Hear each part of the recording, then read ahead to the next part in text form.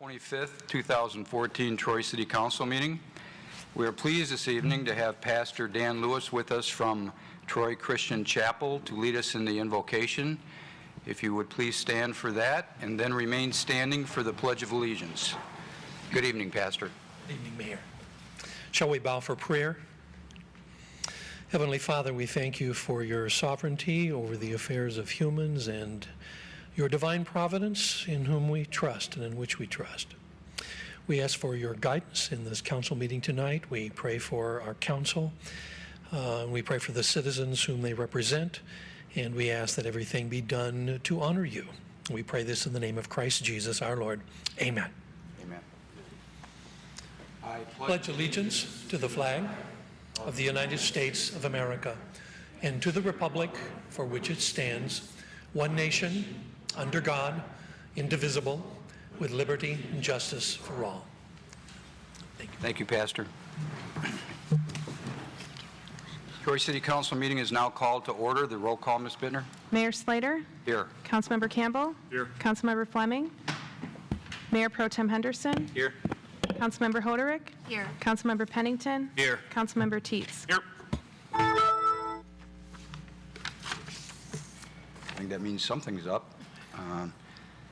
I did receive a phone call from Councilman Fleming that he would be absent this evening and be out of state, so I will move that the Troy City Council hereby excuses the absence of Councilman Fleming at the regular City Council meeting of August 25th, 2014 due to being out of the state.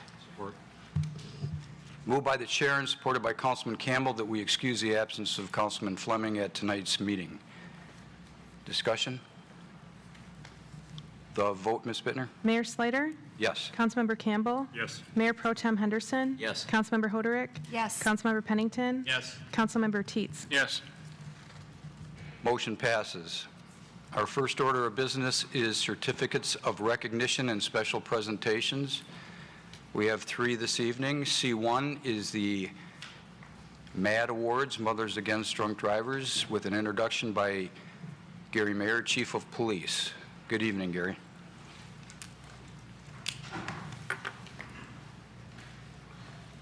Thank you, Mayor. Tonight I'm very proud to present to you 3 Troy Police Department representatives who were recently recognized at a ceremony at the San Marino Club on August 12th that was given by the Mothers Against Drunk Drivers. First is Troy Police Officer Melinda Weingart. She received the 2013 MAD Outstanding Police Officer Award. She made 145 arrests in 2013 for drunk driving. For her outstanding efforts and dedication to drunk driving enforcement, she also received the Olivia Cleveland Gratitude Award. It's given annually to the law enforcement officer that demonstrates an outstanding commitment to the elimination of impaired driving. As you all know, this is Mindy's, how many years are we up to now? 11th year of being the top drunk driving enforcement officer for the Troy Police Department, so I'm very proud of her efforts and all she's done. Next, we have Troy Police Officer Daniel Baclita. He received the 2013 MAD Outstanding Rookie of the Year Award. He was hired by Troy PD in April of 2013. He conducted numerous field investigations for suspected drunk driving and made 16 drunk driving arrests. While parked at the side of the road assisting on a stranded motorist, Officer Baclita's patrol car was struck by a highly intoxicated driver who fled the scene. Officer Baclita was able to track down the fleeing vehicle and arrest the driver who had a blood alcohol content of 0.29, which is well over the limit of 0.08. Troy Police Sergeant Nathan Gobler received the 2013 MAD Recognition of Excellence Award. He completed the strenuous drug recognition expert course, qualifying him as one of 2 drug recognition experts for the Troy Police Department and one of only 60 in the whole state of Michigan. Drug recognition expert is an evaluation process that determines what drug categories a driver is under the influence of. The final written test is 3 hours long, and Sergeant Gobler scored an unprecedented 100% on the test, which is unheard of, and he was trying to downplay that by telling us the only other people that get 100% are lawyers. So He did very good. We're very proud of him.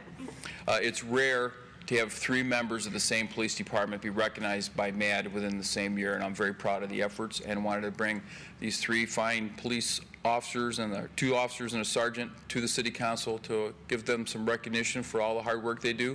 It shows the dedication that the Troy Police Department has to keep the roads and our citizens safe. So this is them. I appreciate all your recognition and time. Thank you.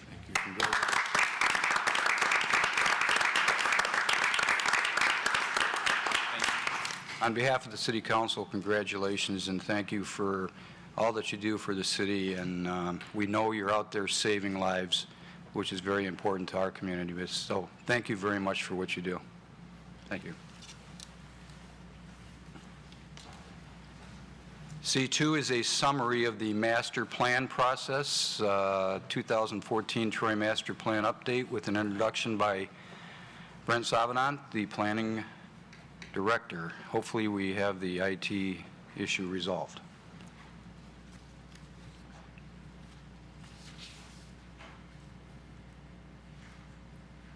This new Windows has me befuddled, Mr. Mayor.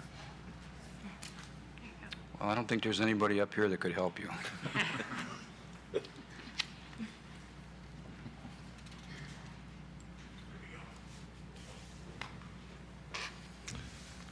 Thank you for your patience. I apologize for the glitch. Oh, no The problem. glitch is standing before you this evening. I wish I could throw IT under the bus on this, but I'm going to have to take the tire tracks myself. So we're going to be talking very briefly, hopefully, about the master plan update. As most of you know, the Michigan Zoning Enabling Act actually requires that municipalities develop a master plan which essentially guides policy regarding future land use development. It also requires that municipalities, at least every 5 years, revisit the plan, look at the plan, study the plan to ensure it's still relevant and still viable. Our present master plan was adopted late in 2008, and the Planning Commission in 2013 made a finding that it was still relevant, but it needed to be updated in 3 areas, and those 3 areas are on the slide that's on the wall right now. The first is there needed to be we needed to address changing demographics. As you're all aware, the baby boomer population is a huge segment of the population. It's about a quarter of the population. The first baby boomer reached retirement age in 2011. They're going to continue to, each year, there's going to be more and more baby boomers reaching retirement age until 2029. It's going to be a huge segment of the population. We want to make sure that we're planning adequately for the services and the needs of this very important segment of the population. The second area is to look at transitions and edge areas. Mark Miller refers to these. I think it's a really good way to describe this as points of friction, where you've got existing single-family residential neighborhoods next to areas that are redeveloping, repurposed, and there, as you know, there's conflict, and we need to try to strike a balance between development and the neighborhood, and we need to really focus on that because, as you're aware, there's been some applications before the Planning Commission and before City Council recently where there has been friction, and it's a difficult thing to juggle. The third issue is to focus on 4 specific target areas, and I'll put a map up right now. The first is Maple Road, and it's really Maple Road and industrial and other areas that are kind of a budding and strong relationship with Maple Road. The second is Big Beaver Road. The third is North Troy, which is typically referred to as Northfield. And the fourth is Rochester Road, that segment of Rochester Road between Big Beaver and Wattles. What we did, we're partnering with our planning consultant, Carlisle Wortman Associates, to develop this master plan in partnership with the city, Planning Commission, City Council, and the city residents. And as part of the process, we've really tried to take a maximum effort to engage the community and make sure that we really reach out and get as much input as we can get to make this a really viable document moving forward. So the first thing we did is it served as sort of a kickoff meeting, was the real estate forum that we held in April at the community center, and there was about 60 people that attended. It was a wide range of different interests that people that attended. There were community leaders, business owners, real estate professionals, design professionals, council members, residents, and other citizens just interested in the process. And what we did is we looked at those 4 areas on this slide, and we had some dialogue regarding how we wanted to move forward regarding these areas in the master plan process. Next steps are Planning Commission workshops. We at the 4th Tuesday of every month, starting in June, we started to look at the sub-area plans that I showed on that map. In June, we looked at the North Troy sub-area. In July, we looked at the Rochester Road sub-area. Tomorrow night, we're looking at the Maple Road sub-area. And the next and final sub-area will be the Big Beaver Road sub-area. I would note that City Administration is developing an initiative called Move Across Troy. As part of the initiative, we're holding what we call the Big Beaver Symposium. That will be held on October 1st of 2014. And we're going to bring together transportation experts, business stakeholders, residents, city council members, planning commission members, and others and staff to discuss pedestrian options for moving not only along Big Beaver, but more importantly, across Big Beaver. The difficulty moving across Big Beaver mid-block has been a problem for years, and we want to talk about best practices and generate some ideas and some discussion of how to address this in an appropriate way. So what we're going to do is we're going to hold off on the Big Beaver sub-area plan until after the symposium, so we get the input and the findings from the symposium and wrap that into the Big Beaver sub-area plan. We are, in September and October, we're holding at least 2, up to 4 neighborhood association meetings. Our neighborhood associations are a very awesome resource for getting community input. They're very engaged, they're very interested in participation, and we get a lot of positive input from the associations. In October, we'll also reach out to and have a high school forum and a senior forum. We want to reach out to some of the younger residents and get their input in terms of what they like about Troy, what they think should be improved in Troy, and what's going to keep them here when they go into the workplace. I mentioned the changing demographics. It's important to reach out to the seniors. This is a very important, very active body of residents. We want their input in terms of how the master plan should deal with senior issues moving forward. October and November, we're going to have sub-area forums where we actually meet in those 4 areas and get stakeholders to participate and give us their input. We're looking at a joint Planning Commission and City Council meeting in December, a high school and,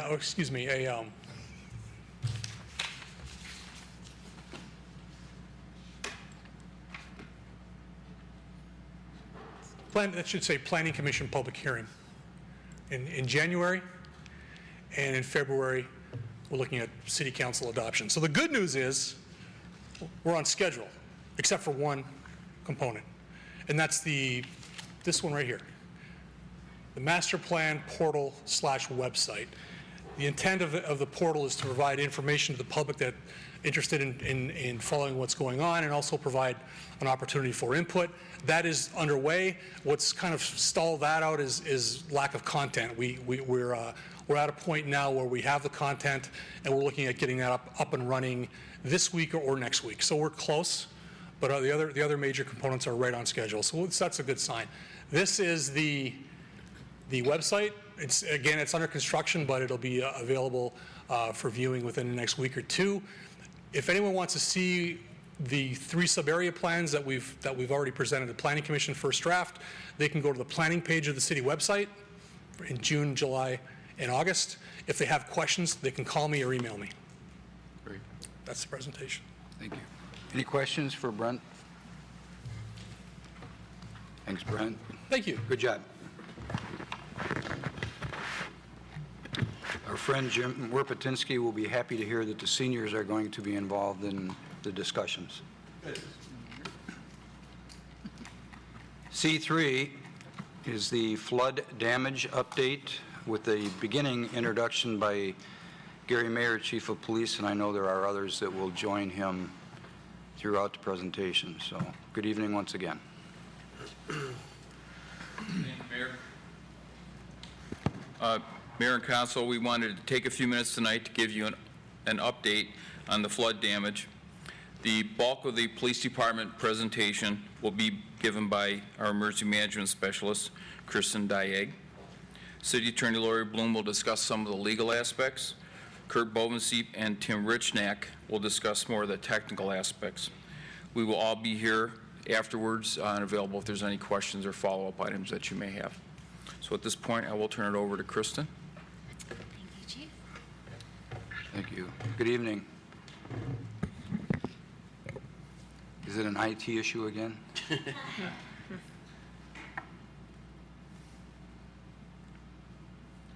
As Kristen works through this, she's, as you're all aware, she's been involved with the city on a part-time basis for a little while here, and she recently became our full-time in the position that she's in, so we're very proud to have her on board. She's been doing a really good job. This isn't quite trial by fire, it's trial by flooding that she's been going through, so. Go ahead. Thank you, Chief. In regards to the historic rainfall on Monday, August 11th, we will discuss how the city of Troy was affected by the storm, response and recovery efforts, and what it means to declare a state of emergency.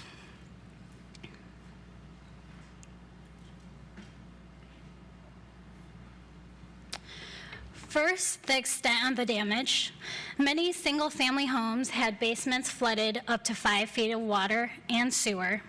This is typical of what was experienced in the southern part of the city. Majority of homeowners reported damage to their furnace, water heater, sump pump, and HVAC system.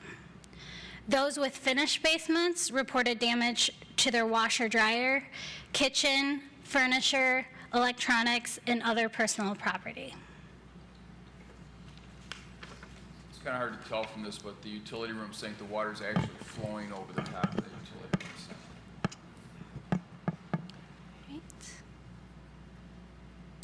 All right, during the disaster, there were major road closures that include Stevenson Highway, Maple Road, and DeQuinder. A total of 237,600 gallons of water was pumped that night. DPW is continuing to pump water out of Lift Station 6, which is located on Stevenson Highway, as well as water was pumped sanitary sewage was pumped at Section 19, which is located on the southwest part of the city near Coolidge Highway and Big Beaver.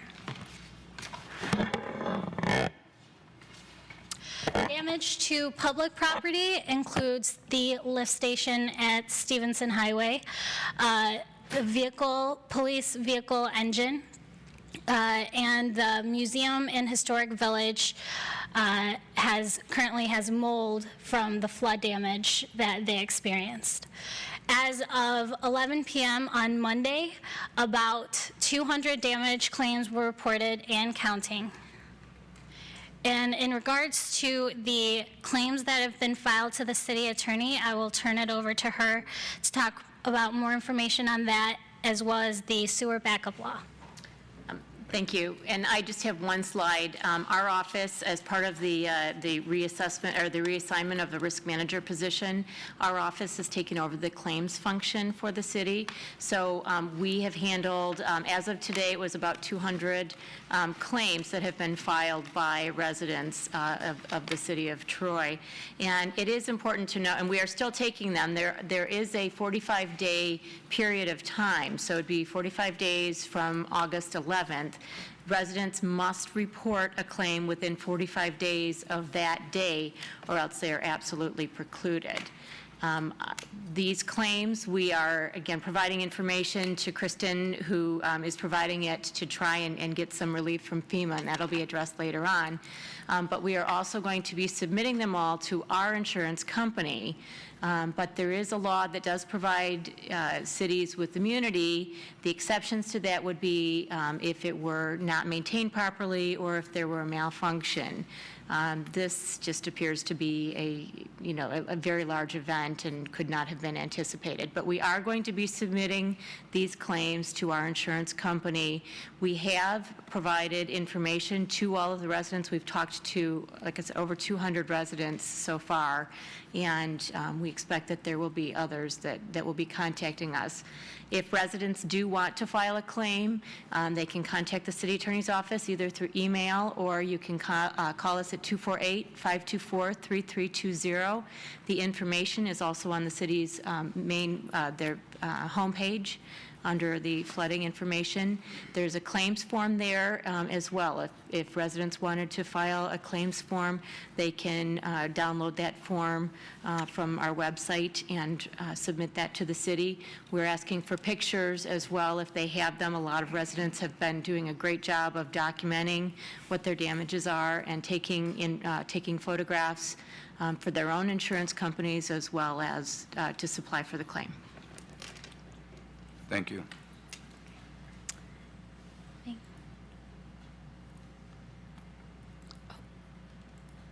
Okay, we recognize the, Chief, could we use the microphone? It's very awkward, but it's the only way that we can record and... Sure. Okay, thank you. We recognize the people that worked that night. It was a difficult circumstances to work under, so I wrote all of them a letter of thanks. This is just to show that we did that, and you can see in the header there the amount of people that did that. Our communications section between the hours of 6 p.m. and 1 a.m. that day handled 900 incoming phone calls. We handled 112 police calls for service. That's a combination of Troy and Clawson calls. We had 55 fire runs between Troy and Clawson. We impounded almost 60 disabled vehicles. The bulk of them were in the area of Big Beaver and DeQuinder, where there was a lot of flooding. There's heavy traffic there, a lot of vehicles that got disabled. Just by point of reference, our typical Monday, and going back, we have about 120 calls for service during that time period.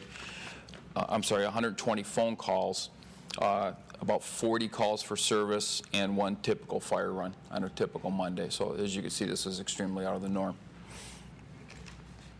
We're going to show a short video here. The point of this video is these are our patrol car videos, and the intent here is just to show what was going on that night. As you can see, this is an area of Maple and between John R. and I-75, and you can see how high the water is there. This roadway was closed. You can see the water's up around the headlamps of that vehicle. You'll see mainly as the cars are motivating around here. It's interesting to note, you see with the level where the water is, that's what led to the 1 police car engine that got taken out of commission, because the water, it isn't this vehicle. The water on the Crown Vic the Crown Victoria police car is able to get in to the air intake, which is near the headlamp assembly. So it's a little bit lower than it is on the other cars, so the water was able to get in and get into the engine. You can see it was pretty severe conditions that night. Now, this is the Humvee that we have that was very instrumental that night to be able to get around, because of the way it's a higher vehicle, it's out of the water, so this worked out very well for us to be able to get out and get people from their vehicles. And that's our tactical support team vehicle, which we put into service that night just to get out there and help us.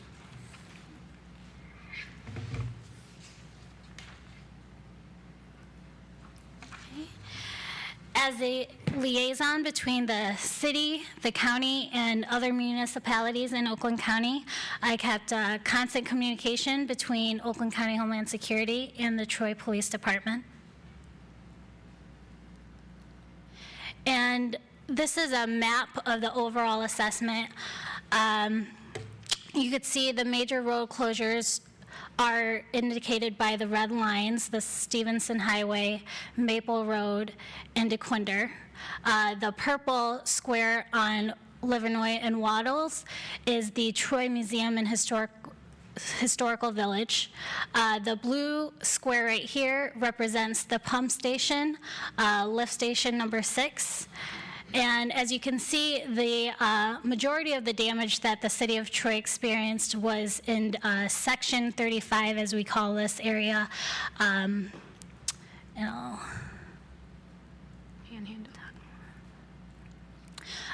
This is a zoom in of Section 35. The yellow houses represent the houses that experienced significant flooding but no structural damage, and the green houses are houses that experienced less than 3 inches of water.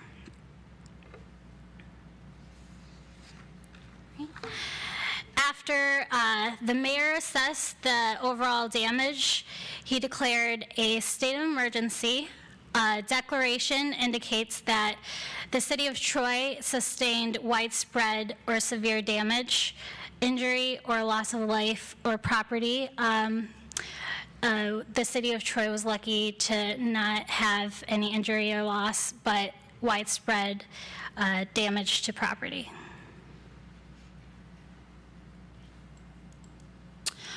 This is the declaration process.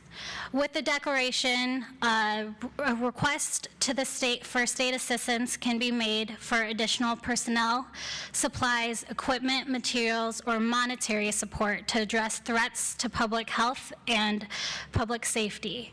But it's important to note that declaring a state of emergency does not guarantee financial assistance. Starting tomorrow, I've been told that FEMA is sending out a joint preliminary damage assessment team from all levels of government to first assess the major damage from the cities that experienced the most of the effect from the flood, and to private households and businesses. That they're going to start off with the private households and businesses, and starting next week, FEMA will be assessing public facilities.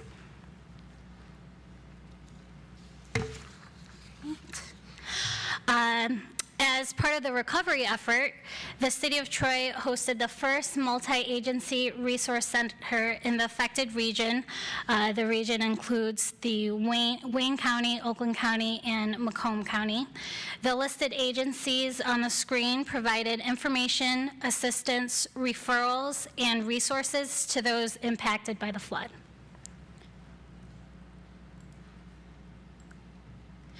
We're grateful to the Troy Community Center for providing a venue that welcomed approximately 500 residents and businesses. They visited from the city of Troy. Surrounding areas included Madison Heights, Ferndale, Royal Oak, Clawson, Hazel Park, among others.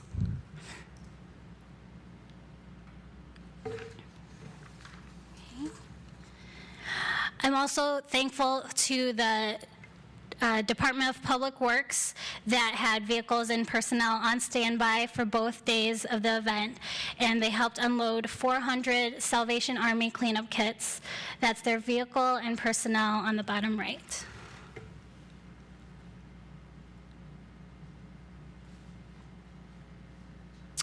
And as you can see, there are many essential components that come together during large-scale emergencies.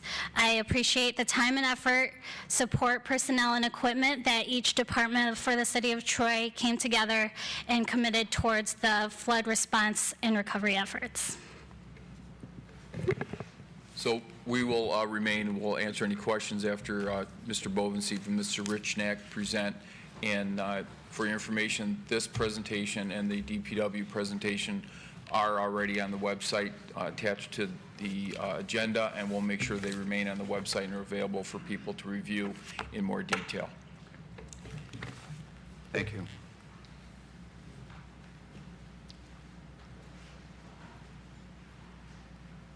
Good evening. Good evening, Mayor and Council.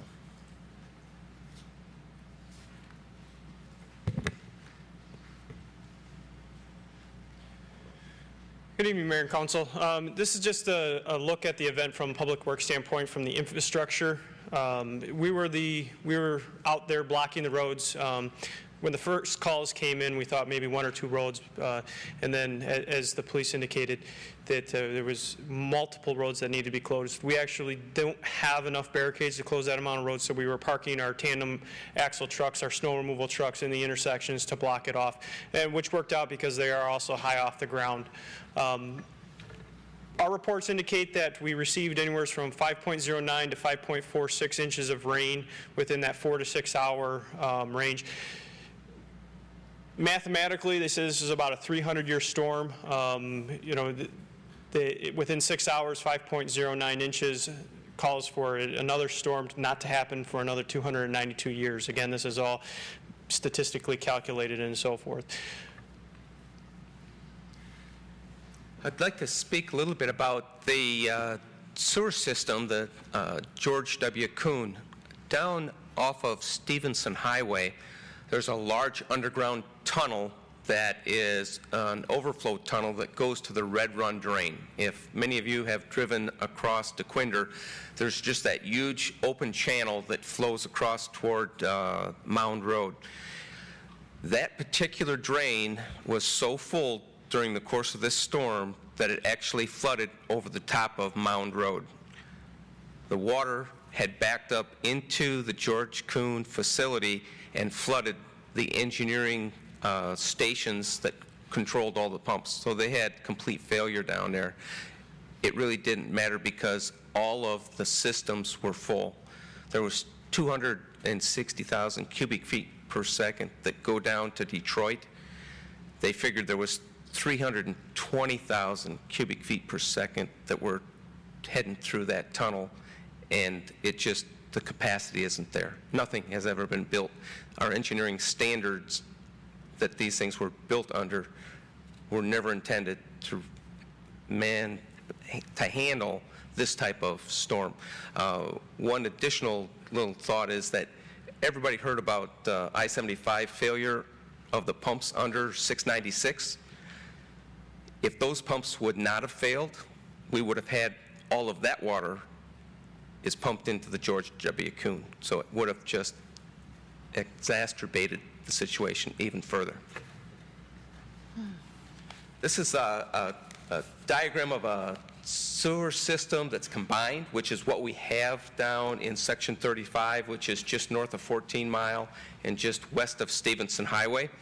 What happens first is you get a rainstorm and you get water in the street. It flooded to capacity. Then we have sewage that's coming in from the homes, but there's so much stormwater coming that it actually backs up into the basements. So this just illustrates how that happens and how it happened in this situation. The red areas are actually the City of Troy storm sewers that are combined. We have very small amount of combined storm sewers, and that's because these are the older portions of town that were built back in the 40s and 50s. Some of the homes were even built before the City of Troy became a municipality. That was the standard type of sewer system that was built because it didn't have the capacity at the time to separate this sanitary sewer that comes out of your basements because we didn't have a duplicate sewer system as we do today. That is newer technology. Refuse and recycling, here's a couple of piles of debris that were at our SACRA facilities, and we're going to show a short video of the streets down in Section 35 and what it looked like on that Thursday after the storm. You can see that there's a lot of furniture on the sides. Debris is bagged. A lot of it is just thrown in piles. That is the entire distance from driveway to driveway between many of these houses.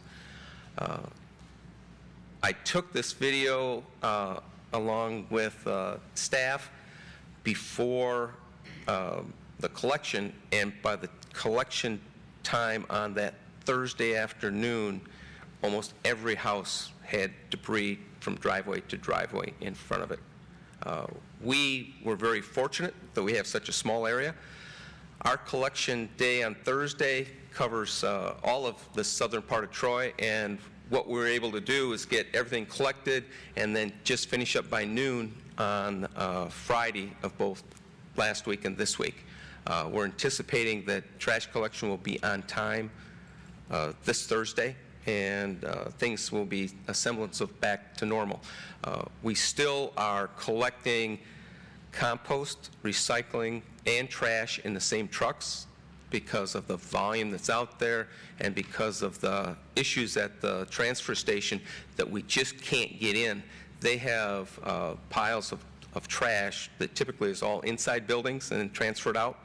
we had to go to the state of Michigan and ask for permission to put this material all outside because we just didn't have any other place to put it. We also used the facility that we own, the old incinerator in Madison Heights, and as of today, we're not hauling any more material into Madison Heights, and by September 2nd, we hope to have all the material moved out of that facility. But currently, today and for the foreseeable future, we're expecting all the trash to be taken to the Troy facility over on Coolidge. Now, just an example of the amount of trash, Huntington Woods was probably the hardest hit. In a 2-week period, they removed 59 weeks of trash out of Madison Heights. So just the sheer volumes of material that people had to take out of their homes is just unprecedented.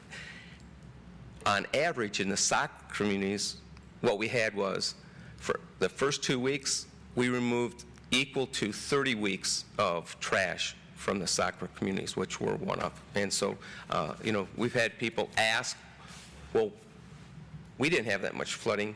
Why aren't we getting our trash picked up and separated? We're a group together. We stay together. We work together with the other communities, and the important thing is that we're able to get this stuff off the street, not only for the residents of the city of Troy, but for all the citizens. And by the end of this coming week, we should have absolutely everything back to normal operations. And as soon as we have that normal operation where we're separating the recycling, the compost, and the trash, we will get that up on the website. And we're monitoring that every day. I mean, in the next couple of days, we hope that things will be back to normal for all of these folks. Are we asking the citizens not to recycle this week? It's best if they could just hold it back to their homes and bring it out next week, and then it'll be taken and recycled.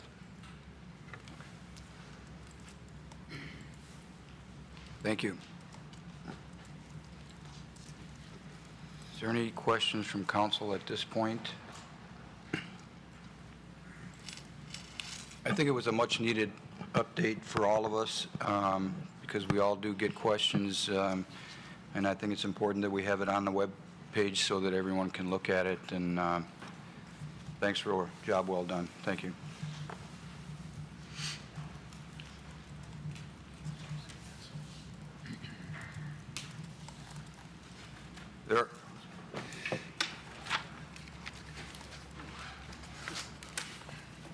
There are no carryover items, so our next order of business is public hearings.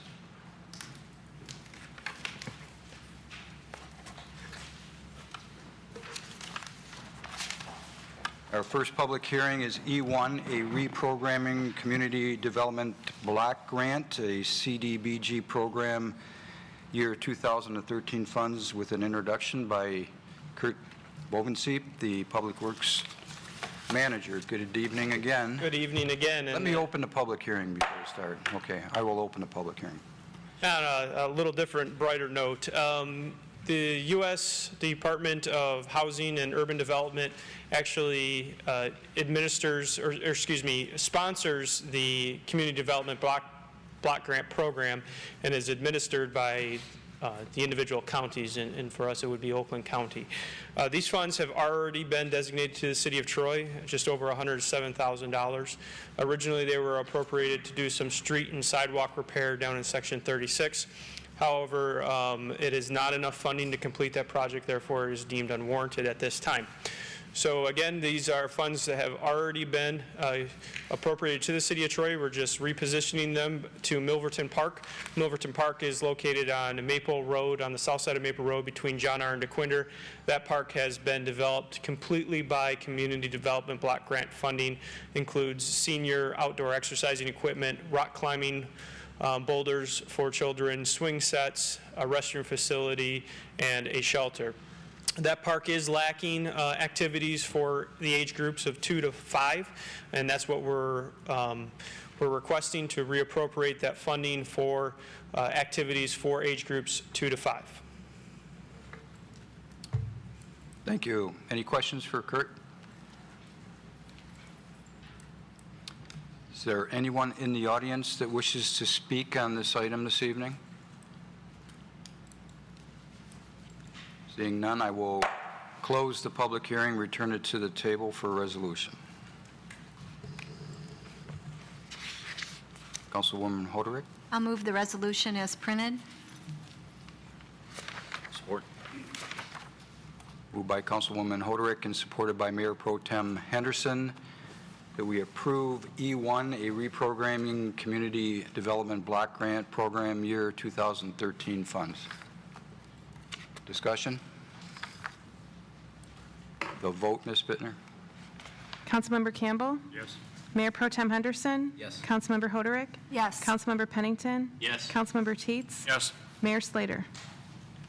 Yes, motion passes. Thank you. I don't see that anyone has signed up for public comment this evening. There are no postponed items, so we will move to regular business. I-1 is board and committee appointments. There are no mayoral appointments this evening, so I will pass the microphone to Mayor Pro Tem Henderson for city council appointments. Mayor, I'd like to resolve that we appoint to the Traffic Committee Ali Apahedian and David Easterbrook, vacancies by Sarah Binkowski and Stephen Popovich. Their terms expiring January 31st, 2016. Second. Moved by Mayor Pro Tem Henderson, supported by Councilman Campbell, that we appoint Ali Apahedian and David Easterbrook to the Traffic Committee for the terms to expire 1/31/2016. Discussion. The vote, Ms. Bittner? Mayor Pro Tem Henderson? Yes. Councilmember Hoderick? Yes. Councilmember Pennington? Yes. Councilmember Teetz? Yes. Mayor Slater? Yes. Councilmember Campbell? Yes. Motion passes. Congratulations to them. And thank you for serving. I-2 is the board and committee nominations this evening. There are none, so we will pass this item. And there is no closed session request tonight, so I-4 is a resolution to approve volunteer firefighter incentive and year of service benefit multiplier schedule and transfer money to benefit of volunteer firefighter retirement, with an introduction by City Manager Brian Kishnick. Thank you, Mayor and City Council. As you know, on August 11th, we conducted a study session where we went over the Section 115 trust that is being proposed to stabilize and secure the funding of this plan for our volunteers who make this great fire department and who work in such a way to save the city so much money and are very professional in their work. And this incentive plan serves as a recruitment and retention incentive plan so that they continue to do the things that they do that ordinary people wouldn't want to do at times of the day that are very difficult and times of the year. So this 115 plan is presented to continue on with this plan in a very safe and secure way. There's also a years of service benefit multiplier schedule that we've proposed at the study session that is in the resolution as well, culminating in $769 times per year of service. And then the third is to provide a level of certain contribution of funding of $1 million from unassigned fund balance and $1 million from assigned fund balance to provide some monies toward funding the plan. So staff, this has been a long process, and I wanted to sort of detail the process now that you know the summary of what's being proposed. And that is, over 2 years ago, I came on board and started meeting with the one representative from each of the 6 stations, with Tom Darling and Lori Bloom also at times, as well as our actuaries and pension attorney Mike Van Overbeek, to try to figure out and pick up the ball that was started back in 2008 when the crash hit, to determine what the best plan would be to carry forward. And after 2 years of meeting with the station representatives on this subject, this is the unanimous consensus for the group that we presented at the study session. I will note that based on an email that came in today from Mr. Kane, that there hasn't been an increase. The retirees are not being addressed in this proposal, and there hasn't been the process of providing per month allowances in addition to what they went out with has not happened since 2003. So we continued with that practice, and it was not discussed to provide a benefit to that. We did not get an actuarial account to do anything in that light. And I provided that documentation that was part of the presentation on August 11th as well. Correct. Thank you. Any questions for City Manager Kishnick? I might mention, Mayor, that many of the reps are here representing as well from the fire stations. I see that. I think I can speak for the council that it's been important to us to make sure that when times got better, to recognize how important the volunteers are to the city. And we went through some lean years where the volunteers did what every other employee did, and that was bite the bullet for a while. And I know this council wanted to do something, and I know we're 100% behind this, and I think it was important to us that there was support from all representatives, all 6 representatives. It was very important to this council that they supported this. And with that, I will move the resolution as printed. Support. Moved by the chair, supported by Mayor Pro Tem Henderson, that we approve the resolution to approve volunteer firefighter initiative, incentive, and year of service benefit multiplier schedule and transfer money for benefit of volunteer firefighter retirement. Any other discussion?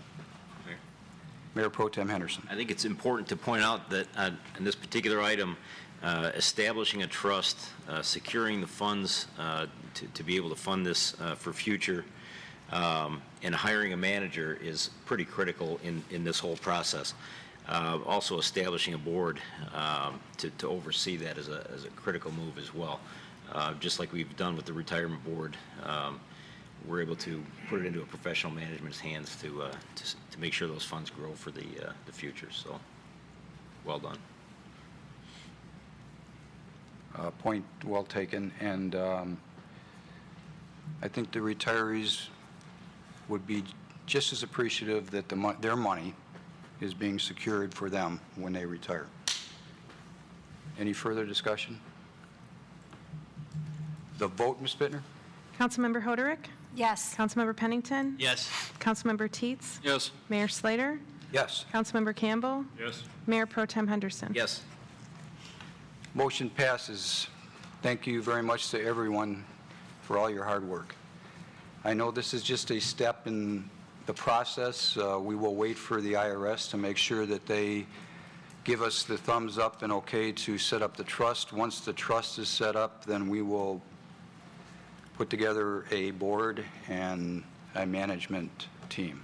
So thank you all for all you do for us. Thank you. Next is the consent agenda. Is there anyone on council that wishes to pull an consent agenda item this evening? Mayor Pro Tem Henderson. I'd like to pull J4C. Okay. Anyone else?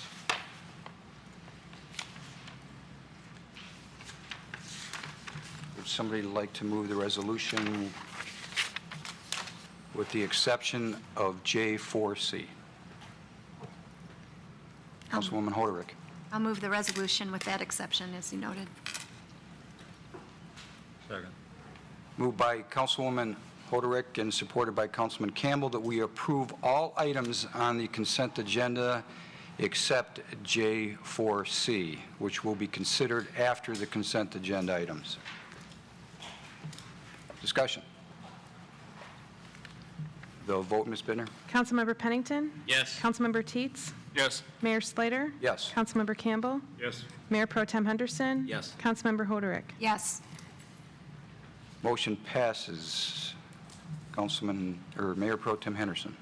I'd like to just give an opportunity to the city manager to discuss the Long Lake Mill and Overlay project from Adams to Northfield Parkway as it regards funding, how we got the funding, just progress that's being made on that particular topic. I'd love to, and City Engineer Steve Vandett is here. This is certainly the monies thanks to Senator Papa George and Representative Hauerlach, who were able to continue to secure monies for the city of Troy. And it also demonstrates how we presented the Troy Roads Rock program, where money begets money, investment begets investment, and then quality infrastructure begets quality infrastructure. And this is another piece of that puzzle and strategy that we've employed to encourage a better infrastructure, or improving infrastructure, now that the state has let loose on some funds. Steve can give you the technical term for the funding. Thank you for that summary. Good evening. As Mr. Kishnick mentioned, the funding, $1.5 million, was from Senator Papa George and Martin Hauerlach. And this is the second round of funding, $230 million worth of funding that was done by the state of Michigan. In the first round, there were other projects that were funded, such as Big Beaver that's going on right now. And Long Lake was submitted initially, but didn't make it on the first round of funding distribution. But on the second round, thanks to our representatives, it was approved for funding. We anticipate this is a $1.5 million funding. Last week, City Council approved the agreement with MDOT, and tonight we are approving a contract with Cadillac Asphalt. We got some excellent bids, and we got, I believe we had 4 or 5 bidders, which for this time of year is excellent. Everyone is extremely busy from the winter that we had last year, and there's a lot of road work going on, so we're extremely fortunate to get the bids that we did, and we're about 12% below the estimate and below the $1.5 million funding level. So we are, as I recall, I was here a month or so ago when we talked about this project, and I didn't quite know at that time how we were going to engineer it and get it out and build it this year, but we were able to do it, and now we're awarding the contract, and we're looking forward to getting underway with the construction real soon. Great, thank you. I'd like to move J4C as printed. Support. Moved by Mayor Pro Tem Henderson, supported by Councilman Pennington, that we approve J4C as printed in the agenda. Discussion. Councilman Teetz. Just real briefly, want to say, thank you very much to our State Senator John Papa George and State Representative Hauerlach for lobbying our behalf. Sometimes all they do is complain about when things are happening in Lansing. Really owe them debt of gratitude for lobbying for us and staying after it. And regardless of your feeling about politics, at least they were working on our behalf as a city. So just thank you, and I think we can all agree to that tonight. So appreciate it. Are there any other comments? The vote, Ms. Bittner? Councilmember Teetz? Yes. Mayor Slater? Yes. Councilmember Campbell? Yes. Mayor Pro Tem Henderson? Yes. Councilmember Hoderick? Yes. Councilmember Pennington? Yes. Motion passes. If you were here on a consent agenda item this evening, they were all approved. Next are memorandums and future council agenda items. There are none submitted this evening. I don't see that anyone has signed up for public comment for items not on the agenda from Troy residents and businesses. There are no council referrals this evening. Next are council comments. Councilwoman Hoderick. Mayor, thank you. I just wanted to point out that the Troy Today was mailed to everyone's homes. This is a pretty key communication piece for all our residents, and when it comes, it's worth hanging on to and something you can refer to for information, for phone numbers. Of course, there's tons of information on the website, but this is that fresh information that gives items that we can sign up for at Parks and Rec. Families can be looking for activities for kids. There's always a great letter from the city manager highlighting the priorities going forward. This mechanism, the city Facebook page, there's a Twitter account that the city is using. I think we all learned with the flooding that making yourself capable of getting that very timely information is critical. And I guess I just want to express appreciation to the staff, the police department, DPW, for all the attempts to reach out to residents with information about trash pickup and the challenges that we're facing Tringali. And just, you know, the communication is there. It's important to look for it, and important role as residents, and there's a lot of really great stuff in here, a lot of great classes for seniors to little tiny people in town, so check it out.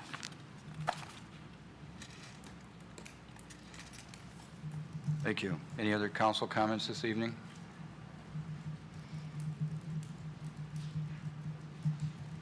Next are reports. Any council comments on the reports that were in the agenda this evening? I don't see that anyone has signed up for comments on items that are on or not on the agenda from members of the public outside of Troy. There are no study items this evening, no closed session, so we are adjourned. Thank you for coming this evening.